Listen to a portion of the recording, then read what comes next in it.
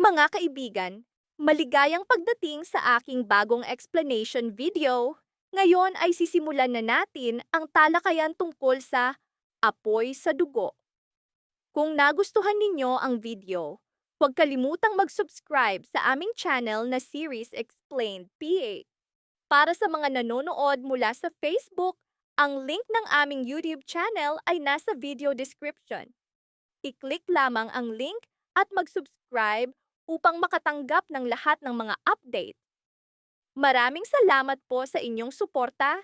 Hindi natiyak ng pamilya Panganiban kung sino ang tunay nilang kaaway.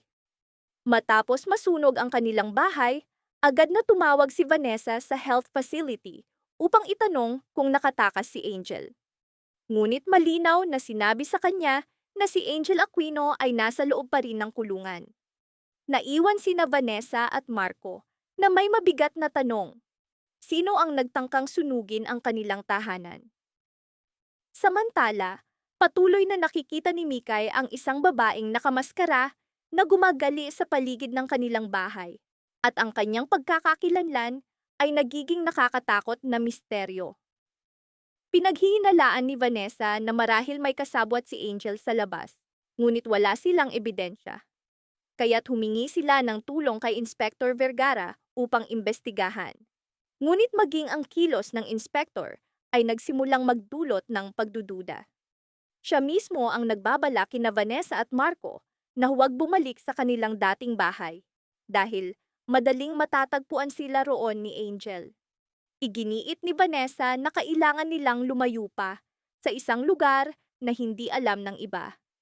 Bigla namang nagbungkahi ng lokasyon ng inspektor. Doon sila nagtungo, ngunit bago pa man lumubog ang araw, nagsimula na ang mga kakaibang pangyayari. Isang silid sa bahay ang palaging nakalak at imposibleng mabuksan. Kinagabihan, inamin ni Yaya Vern na hindi siya makatulog ng maayos dahil pakiramdam niya'y may kakaiba siyang nakikita. Ngunit sinermunan siya ni Madam Sylvia, sinabihang tigilan ang kanyang imahinasyon at sa halip ay magdasal na wala ng bagong problema. Kahit nakakulong si Angel, paulit-ulit na bumabalik sa isip ni Vanessa ang tanong, kung si Angel ay nakapiit, sino ang muling nanggugulo sa kanila? Sa loob ng health facility, halos mabaliw na si Angel. Muli siyang nabigo, hindi niya nalinlang ang isang nurse upang makuha ang mga susi. Lumipas ang pagkakataon niyang makatakas.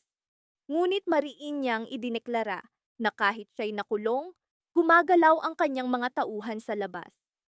Sa pagkakataong ito, sinumpa niyang muling magdurusa si Vanessa, lalo na ang mga mahal nito sa buhay. Ang unang target ay si Mikay dahil alam ni Angel na pinakamamahal ni Vanessa ang kanyang anak. Plano ng babaeng nakamaskara na dukutin si Mikay upang gamitin siyang panabla sa pagtakas ni Angel. Kahit hindi makalabas si Angel, malinaw na umaabot pa rin ang kanyang impluwensya sa labas ng kulungan. Sa oras na iyon, sinabi niya kay Kiara na kahit ilang beses siyang mabigo, patuloy siyang maghihiganti kay Vanessa. Nangako siyang magdurusa ang mga mahal ni Vanessa dahil kailangan nilang magbayad sa mga kasalanan nito. Ang unang target ay si Mikay. Alam ni Angel na ang kahinaan ni Vanessa ay ang kanyang anak, kaya't gagawin niyang pain si Mikay. Napatunayan ang hinala ni Vanessa, ang babaeng nakamaskara ay talagang nakatutok kay Mikay. Ipinahayag nitong dudukutin ang bata at gagamitin siya bilang tiket ni Angel sa kalayaan. Ngunit tila, walang katapusan ang mga kaaway ng pamilya Panganiban. Habang nakakulong si Angel, biglang lumitaw si Trixie, isang taong mula rin sa health facility. Dahil sa kanyang matinding galit kay Vanessa, tinulungan ni Trixie si Angel na planuhin ang pagtakas. Nauna pa siyang nakarating sa rest house bago dumating ang pamilya Panganiban. Nagpadala si Madam Sylvia ng mensahe sa group chat na nabasa ni Trixie dahil aktibo siya noon. Kaya bago pa man dumating ang pamilya sa rest house, nakapaghanda na si Trixie ng kanyang plano.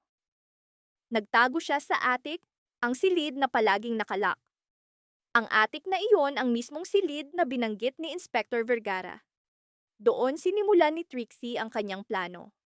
Ang una niyang target ay si Yaya Vern dahil alam niyang magiging sagabal ang mga kasambahay kung siya'y makita. Hindi na siya nag-aksaya ng oras. Direkta niyang inatake si Yaya Vern. Tinakpan ng malakas na ulan at kulog ang pangyayari, kaya't hindi agad napansin ng iba ang pagbagsak ni Vern. Maya-maya, napansin ni Vanessa at Marco na nawawala si Yaya Vern. Naghiwa-hiwalay sila upang maghanap. Sa malawak na rest house, mahirap suriin ang bawat silid. Nauna si Lexie sa silid ni Vern. Bahagyang nakabukas ang pinto ng aparador. Nang hilahin niya ito, nagulat siya sa nakita. Isang bangkay, may lubid sa leeg, maputla ang mukha sa takot. Napasigaw si Lexie at agad na tumakbo si Marco. Hindi sila makapaniwala sa nakakatakot na sinapit ni Yaya Vern. Ngayon, lumitaw ang bagong tanong. Kung si Inspector Vergara mismo ang nagsabing nakakulong pa si Angel, sino ang nagbabalak laban sa kanilang buhay? Nagpasya sina Marco at Vanessa na kailangan ding imbestigahan ang karumal-dumal na pagpatay na ito. Maraming salamat sa panonood ng buong video. Para mapanood ang susunod na episode explanation, huwag kalimutang mag-subscribe sa Series Explained PH channel.